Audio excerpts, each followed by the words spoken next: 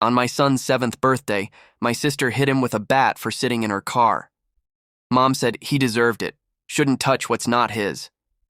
Then she threw his gifts into the trash. I didn't shout. I simply canceled the car insurance, took back the keys, and walked out. By morning, a repossession notice was taped to the windshield, and that was only the beginning. "Say it, Daniel!"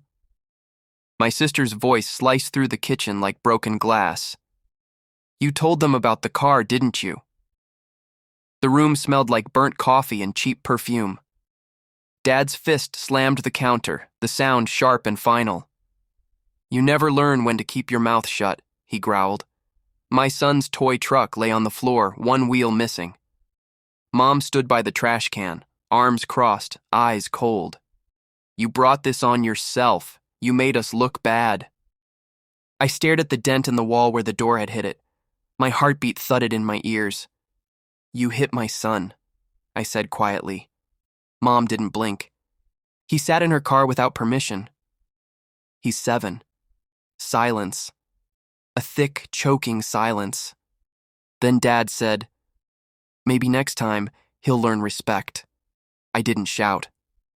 I just picked up the broken wheel, brushed the dust off, and said, "Respect isn't taught with a bat." Mom's lips tightened. "You think you're a saint after what you did?" "What did I do?" Her voice cracked. "You know what you did." And just like that, the air changed. Everyone looked at me like I'd just been accused of something unspoken. "My name's Daniel Reeve, 26. I've been the quiet one my whole life, the one who fixes things no one thanks him for, the one who gets blamed when something breaks. I wasn't always like this. I used to believe family meant protection, love, safety. Then life taught me that sometimes the people who raise you are the first ones to twist your trust. They call it family. I call it a contract you never signed. I don't yell anymore.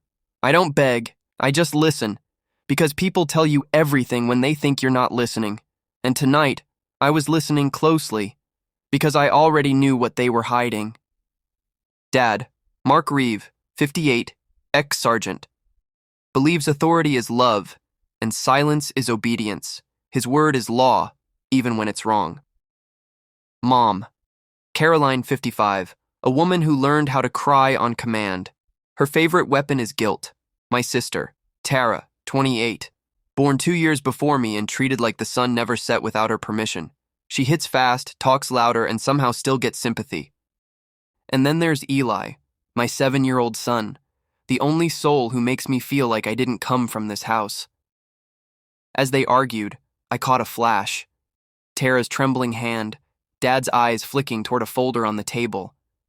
That's when I realized this wasn't just about my son or the car. They were hiding something bigger. "You've been gone too long," Dad said. "You don't know what this family's been through." I laughed under my breath. "You mean since you used my savings to bail Tara out of her debt?" Tara's eyes widened. "You said you didn't care about that."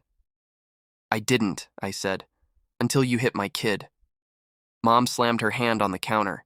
"Enough. You're always playing victim. We did what we had to do." The room filled with words that had lost their meaning years ago. Family, sacrifice, loyalty. I'd heard them all before. Then I saw it. The folder. It had a bank logo on it, and Tara's name scribbled on the corner. When I reached for it, Dad blocked my hand. "That's not yours." I looked him in the eye. Neither was my account. And in that split second, I saw panic flicker across his face. Tara stood up.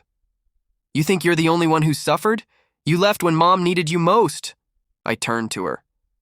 "I left because you all made me invisible." Dad barked, "Watch your tone." I smiled faintly. "Don't worry. I've learned how to lower my voice so it still cuts." The tension snapped like a wire. Mom's tears came on cue. "We did everything for you." "No," I said. "You did everything to me." Then Tara blurted, "At least I'm not like you, sneaking behind everyone's back." Her words hit the air like a spark. Dad shouted, "Tara!" Mom froze. That was it. The first real crack. It was 3 years ago. I was 23, working 2 jobs, saving every dollar. Mom called, crying, said Dad was sick, Tara's business was collapsing, and they'd lose the house if I didn't help. I drained my account that night. Sent it all. Weeks later, I found out Dad had bought Tara a new car. When I confronted them, Mom said, "We thought you wouldn't understand. You don't have a family of your own." And I remember thinking, they don't see Eli as family either. That night, I started learning how to let silence speak louder than anger, because silence makes people uncomfortable, and in that discomfort, they show their truth. I finally grabbed the folder. Inside were property papers. My late grandfather's land, signed, sold, but not by him, by Dad, by Mom, by Tara. My name had been forged. Tara stammered, "It was Dad's idea." Dad cut her off. "We all agreed," Mom screamed. "Stop it." I stood there, heart steady, voice low. "I knew," I said. "That's why I froze the account last week." Their faces drained of color. "You... what?" Dad whispered. "The sale's under investigation. The bank will reverse it by Monday." I looked at the car keys on the table. "And, by the way, the insurance is canceled. The repossession notice comes tomorrow." Tara's voice cracked. "You can't do this." I already did. The house shook with shouting. Dad accused Mom. Mom blamed Tara.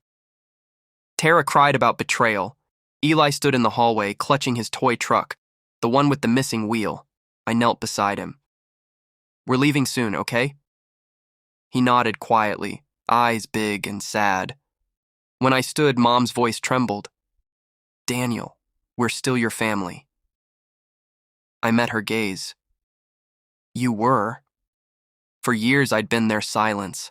Now I was their consequence. I packed what little we had. A few clothes, old photos, Eli's drawings. As I closed the front door, Tara followed me outside. "Daniel," she said, voice small. "I didn't mean for any of this to happen." "I know," I said softly, "but you let it." She started to cry, and for the first time, I didn't feel angry. I just felt done. I walked to the car, Eli holding my hand. "They'll hate me for a while," I told myself. "Maybe forever." And for the first time, that didn't scare me. Weeks later, we moved to a small apartment near the coast. It wasn't fancy, but it was ours. Eli laughed more. I started breathing easier. Sometimes at night, I'd replay everything. The fights, the lies, the silence, and I'd whisper to myself, I didn't lose them. I released them. Because forgiveness doesn't mean letting them back in. It means no longer letting them live inside you. For the first time in years, I didn't wake up carrying their weight. I woke up free. If you were in my place, would you forgive, or would you walk away forever? Tell me in the comments. Your voice matters here, like if you felt Daniel's pain. Share if you've ever been the quiet one in your own family. Subscribe for more stories of strength, silence, and survival. Because sometimes the quietest people carry the loudest truths.